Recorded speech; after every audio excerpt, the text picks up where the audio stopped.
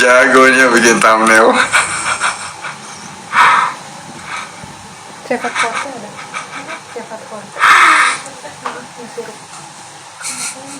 Ini apa? Enggak, maksudnya gimana ya? Gue diundang, gue bersyukur sekali gue diundang. Maksudnya gue bersyukur sekali gue diundang sih. Karena ini kan platform yang bagus untuk gue ngomong. Jadi walaupun gue itu jadi kayak di antagonis, tapi bagi gue ini it's a very very good thing untuk apa? Untuk brandingnya gue.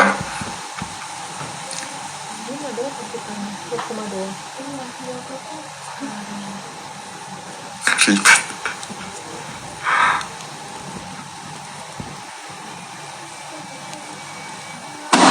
Wow. In the end kita suka, oh yes, thank you. Iya, maksudnya gimana ya? Gue depannya sampai keluar urat biar makin heboh.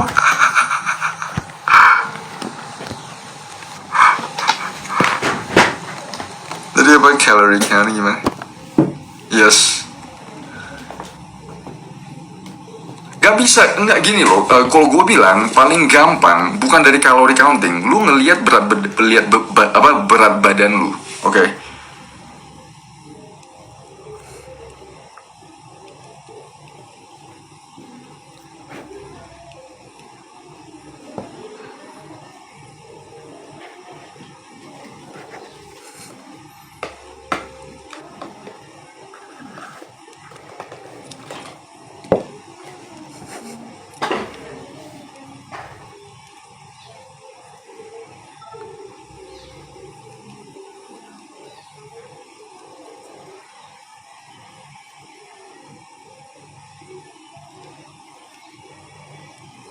Bentar ya, sabar gue komen dulu lah. Gue nggak tadi kira gue berantem ya. Iya, bentar. Sini ada. Ini diracik kok. Desa Setirijing Intuna. Ya. Ini penting. Lima sama.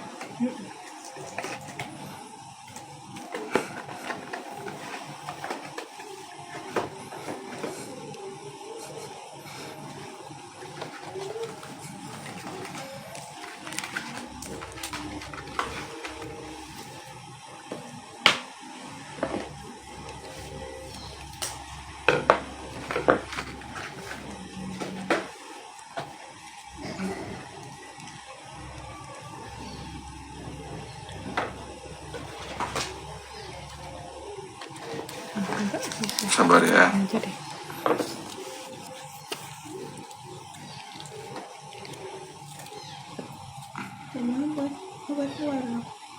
Enggak pakai aja aku. Sabar ya guys. Gampang. Betul sih. Santai. Aku yang ngatur.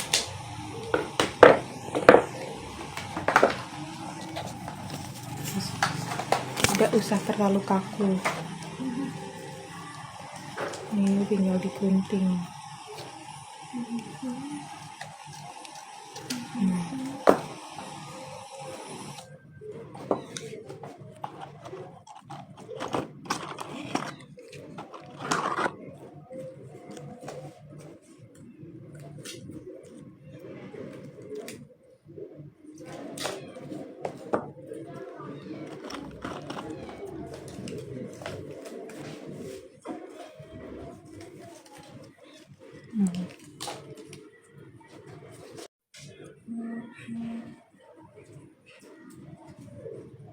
Cewek.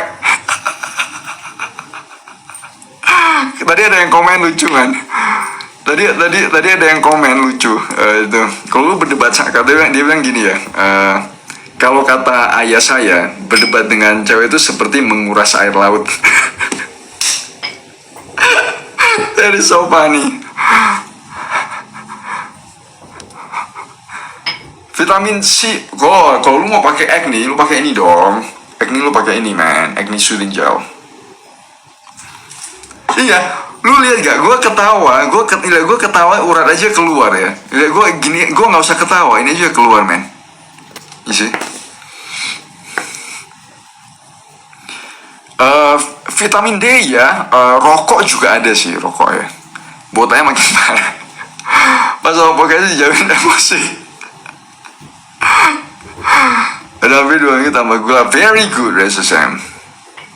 Very good. Kirain tadi live itu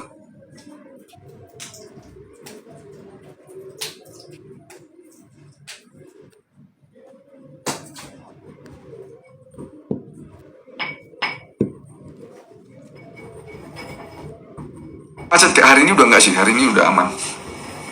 Hari ini sudah aman. Jangan mau ngalah, kalau soal ngalah nanti dia dikuasai oleh Widhi. Hitung kalori mungkin penting untuk looks, bukan secara general. Padahal aku juga sama Mbak lihat, tapi belum nonton juga. Gak apa-apa, maksudnya dua-dua demen sih. Maksudnya that's fine man. Ciri host yang proper dan netral. Seru kok debatnya, udah lama gak debat berdua. Ya betul kan, seru kan. Iya maksudnya harus diseru-seruin sih. Maksudnya kalau nggak diseru-seruin siapa yang mau nonton? Ya kan, gue ngerti. Maksudnya kenapa gue diundang kedua kali oleh oleh Dr. Richard Lee. Maksudnya kan berarti ngebantu channelnya kan. Maksudnya setidaknya sedikit lebih exciting. Coba kalau nanti gue sama dia tuh kayak ya agree, oh ya oke, gue salah gitu. Maksudnya kan fuck, siapa yang mau nonton? Iya betul, kayak debat TV One, harus kayak debat TV One dong. Terima kasih. Gini loh ya, maksudnya kalau protein tercukupi, gini, yang gue harus ya kalau gue diundang, lu undangin dong, lu up dong. Jadi gue diundang ke Deddy Corbuzier, lu up dulu. Jadi gue bisa ke DC. How to apply kebanyakan scholarship itu gak dapet punya men. Scholarship itu gak diumumin, gak diumumin. Waktu debat aslinya ada emosi yang kependam gak? Sebenarnya enggak sih. Enggak, gue orangnya gak baperan men. Hidup di dunia ini gak usah baperan punya sih kalau menurut gue. Juga lu kasih rate, maksudnya gimana tuh? Punya pempek, uang banyak, punya pempek ya. Oke, tapi tidak perlu have. Iya betul, it's okay to disagree man. It's really okay to disagree sih. Insecure DC bang, kepala lu berulang.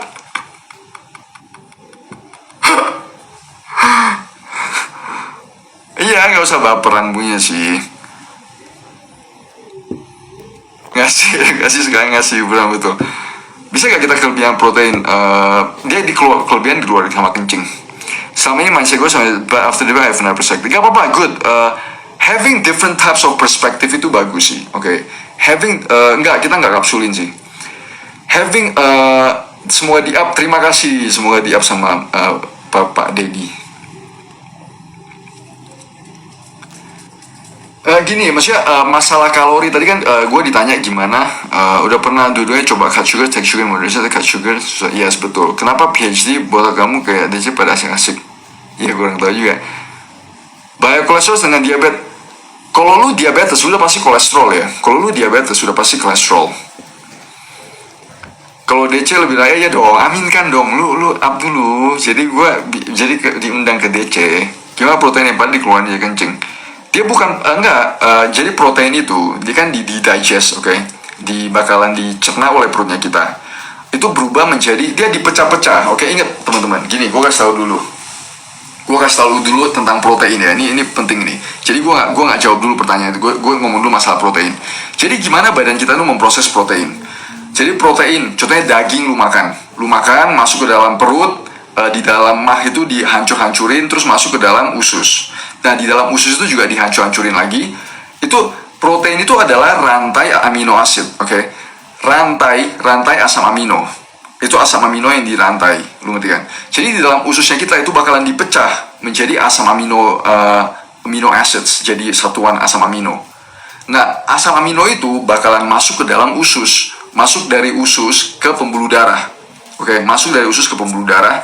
Nah, di pembuluh darah itulah yang bakalan dipakai untuk pembangunan bentuk badan kita, otot dan segala macam. Nah, lu harus punya 9, ada yang bilang 10 sampai 10 amino acids. Oke, essential amino acids. Itu untuk protein synthesis, untuk dipakai sebagai protein synthesis.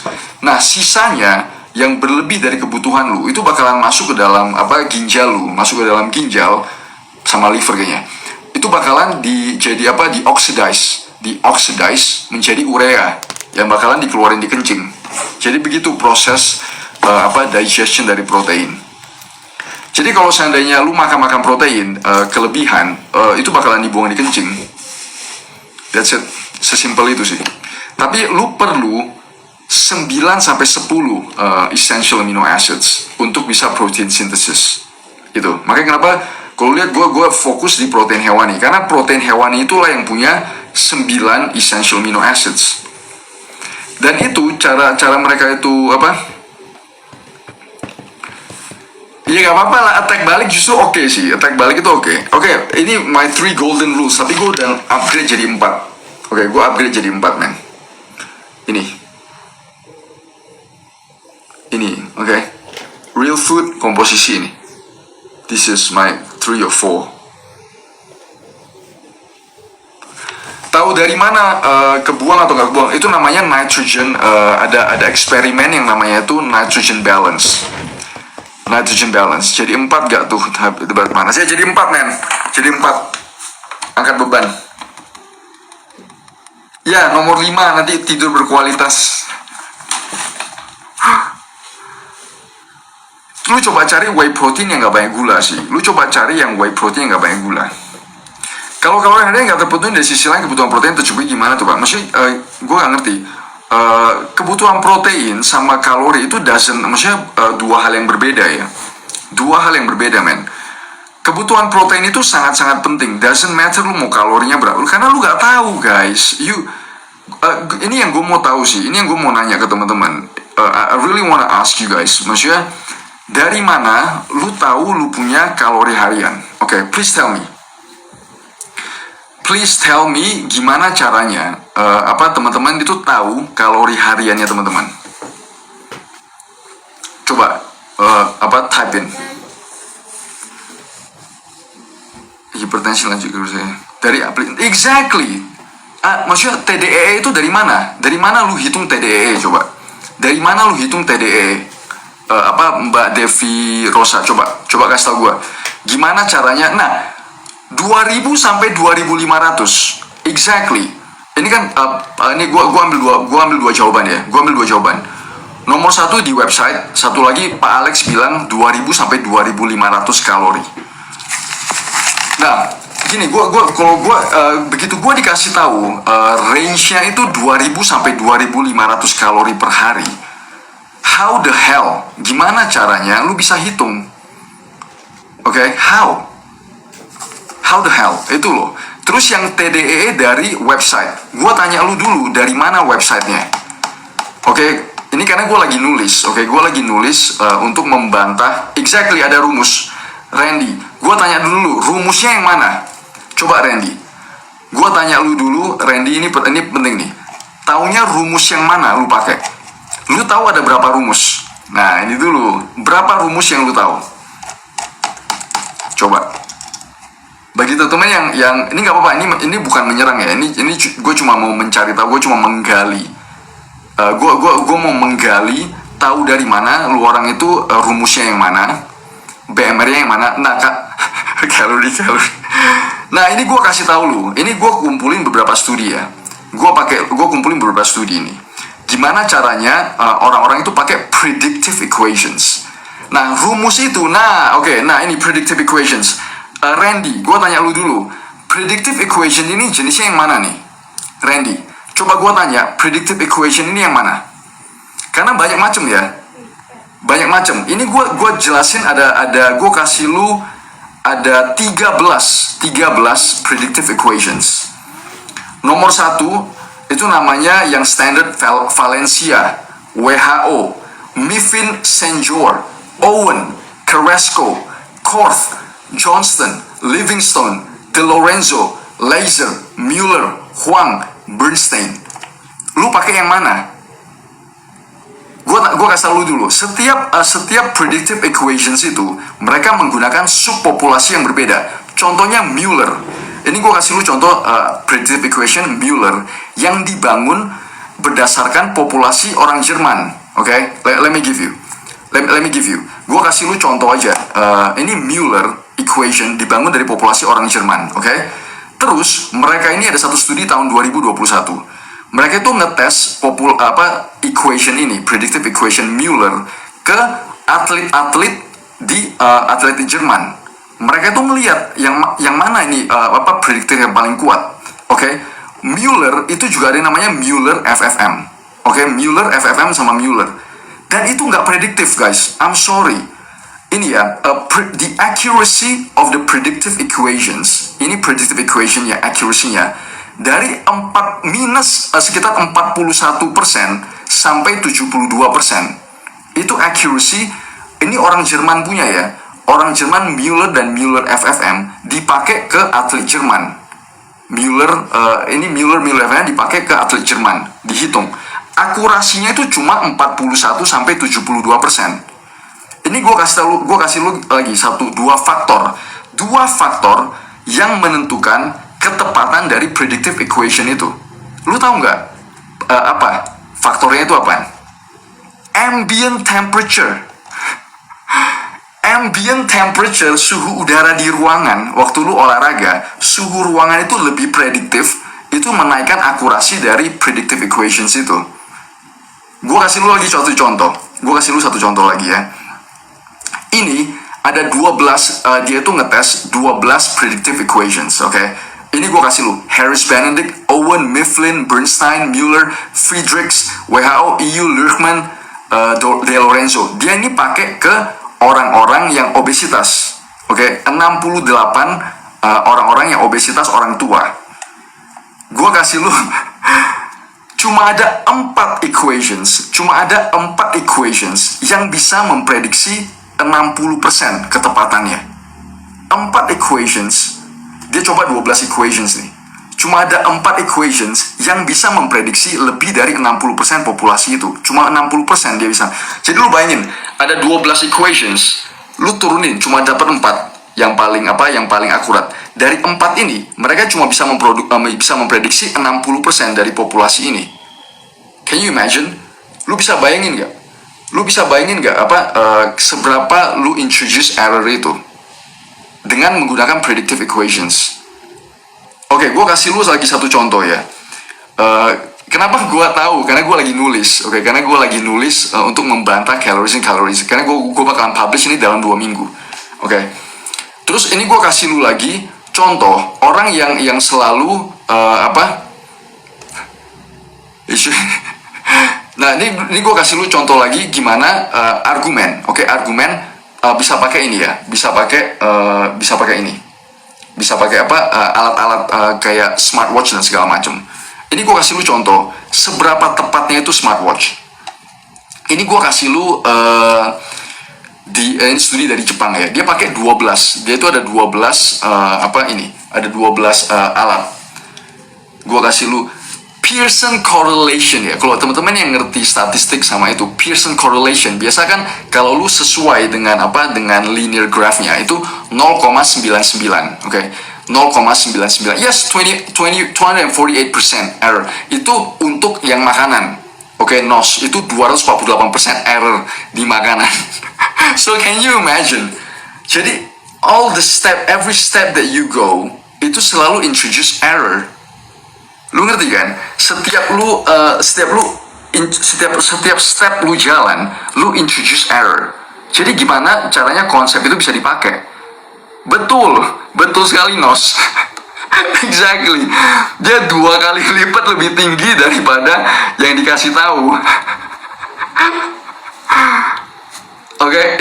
Ini gue kasih lu lagi ketepatan dari alat-alat ya. Wearable devices. Jadi Pearson correlation itu cuma 0,13 sampai 0,377.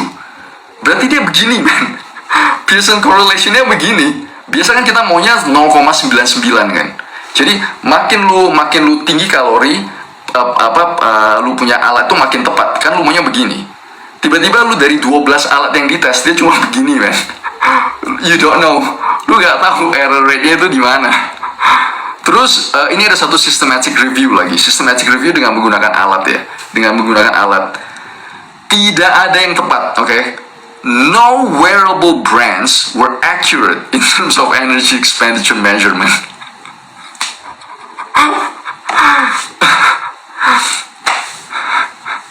Jadi Exactly, you know what I mean. That's why it's like makanya kita harus mengerti sih. Kalau lu nonton perdebatan gue, ini nanti gue kalau sana ada yang tag gue, nanti gue jelasin. Nanti kalau ada yang senggol gue, besok nanti gue buatin. Oke, nanti kalau ada yang senggol gue gitu nanti gue buatin, men. Nah, jadi permasalahannya lagi ya, permasalahan dengan dokter nggak ada, dokter Tirta nggak ada sih. Oh, very good, Will. Nah, ini terus gue kasih lu lagi permasalahan dengan ini. Permasalahan dengan energy measurement, di makanan, energy measurement di makanan. Gimana caranya kita itu ngukur energi di makanan? Please let me know.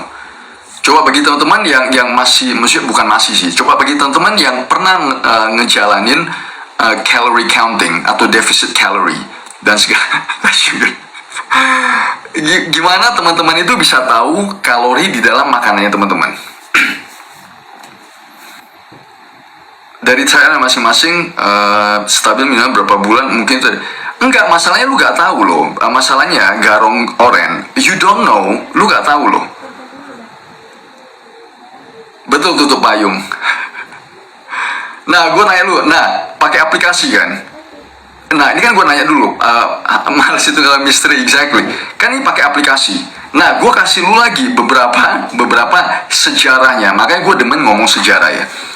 Jadi yang pertama keluarin, yang pertama kita keluarin permasalahan kalori itu adalah, ingredients, exactly. Lu nge-breakdown kan? Kan lu membreakdown ingredients. Itu doesn't take into account. Disagree punya misalnya gak paham. Jadi gini loh, jadi gue nanya lu orang, gimana cara lu hitung kalori di makanan? Jadi lu hitung dong, contohnya karbohidrat berapa banyak, lemak berapa banyak, terus protein berapa banyak, kan lu hitung-hitungan. Itu nggak tepat, itu sama sekali tidak tepat karena lu menggunakan add water factor. Add water factor itu banyak sekali, 30. Add water factor itu banyak sekali, men. Banyak sekali permasalahannya. Jadi di tahun 1973 namanya Merrill and Watt. Dia itu kembangin lagi, dia itu ekspansi add water factor dengan menggunakan modified add water factor. Jadi mereka itu ngelihat pakai matrix, ngelihat betul-betul dites, betul-betul berapa sih sebenarnya. Dan itu juga tidak tepat. Itu sama sekali tidak tepat. Nah, jadi keluar lagi konsep yang baru yang namanya itu net metabolized energy. Jadi di suatu makanan itu ada net metabolized energy. Contohnya, net metabolized energy itu apaan? Lu makan sesuatu, kan badan lu itu memproses makanan itu. Itu ada energi yang dikasih ke badan lu keluarin untuk memproses itu. Nah, lu berarti kan badan lu memproses, dia keluarin energi. Berarti udah minus nih. Dia memproses keluarin energi itu. Energi itu dikurang sama badan energi yang dikeluarin badan lu untuk memproses. So it's the same thing. Jadi lu nggak tahu, you don't know, man. Lu nggak tahu berapa net metabolized energy lu. Jadi so many discrepancies. Ini gue kasih lu lihat lagi ya. Gue kasih lihat lu lagi. Contohnya ini perbedaan antara add water factor dengan specific add water factors. Ini perbedaan dalam per hari ya. Kalau lu menggunakan add water factor untuk hitung versus lu menggunakan specific add water factors, itu perhitungan yang udah dimodify yang lebih tepat. Perbedaannya itu sampai 360 kalori per hari per makan. There are so many discrepancies. Makanya itu gue bilang it doesn't make any sense sih. Maksudnya kita harus mengerti, kita harus mengerti suatu konsep itu dari A sampai Z untuk bisa diterapin sih. Walaupun lu nggak tahu A sampai Z, tapi setidaknya you understand the limitations, ngerti kan? Limitations itu gimana? Ya, sama sekali tidak tepat. Makanya ini di tahun 2014 ya. Ini di tahun 2014 biar lu tahu. Brazil itu keluarin nutritional guidelines. Ini the latest nutritional guidelines dari Brazil. Mereka itu menghilangkan calories di dalam nutritional guideline-nya mereka. Ini gue bacain ya. The dietary guidelines issued by the Brazilian government in 2014 omitted the counting of calories, but instead of focusing the control of body weight. You understand? Jadi begitu loh. Jadi maksudnya kita harus mengerti sih. Kita harus mengerti limitations dari sesuatu. Dan kita jangan parrots. Kalau seandainya lu dengar suatu konsep kan, kalau lu ngelihat suatu apa itu namanya, kok selalu up to date ilmu baru baca di mana? Gue baca Google Scholar, PubMed gitu-gitu sih. Jadi kalau lu dengar suatu konsep, kalau gue ngomong, walaupun contohnya gue ngomong deh, konsep ini kayak begini nih.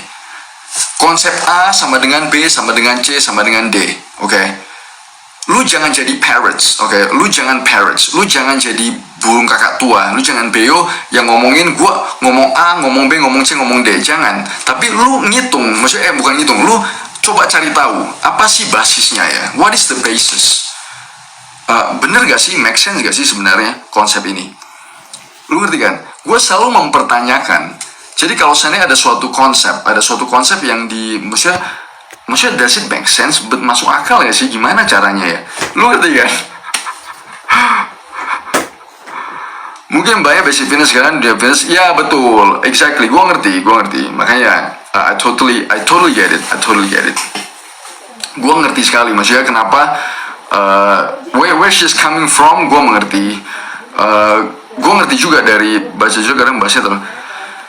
Iya, susah juga sih. Kadang gimana ya? Kadang bahasa dalam jurnal itu juga gak bisa disimpelkan. Kurang makan banyak. Menghitung kalori maksimal. Makanya gue nggak tahu kan. Gue juga gak ngerti. Elvisto, gue juga mau tahu gimana caranya. Ubi ungu oren bagus sih. Oke, ubi ungu oren bagus. Awal masih ngomong kalian next levelnya udah nutrisi optimasinya cari betul. Skip gak dijawab siapa sih? Terus makannya gue 3 kali sehari. IG-nya Felix Yusuf Henry sama Kebun Evi gue ya. Yang lu intermittent fasting, oke lah intermittent fasting. Karbo sehari gue makan 2-3 sendok makan nasi aja, that's it. Tapi gue makan sayur, gue makan buah. Gue gak pernah hitung sih.